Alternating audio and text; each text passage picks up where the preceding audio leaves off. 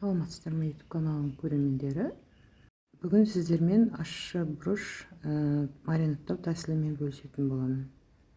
Сонымен бізге керегі ащы бұрыш, бұл жерде қызылы мен көгін бөлек, сосын уксус, сарымсақ, шекер, тұз керек болады.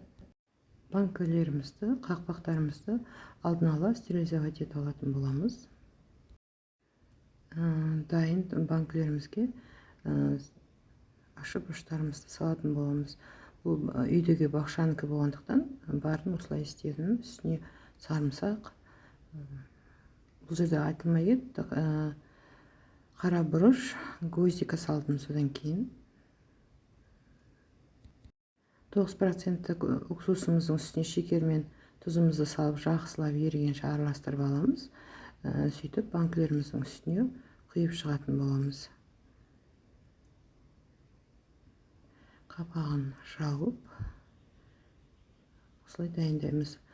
Бұл бір ай, 2 ай көлемінде маринадталатын болады. Қазір қысқа дайындық.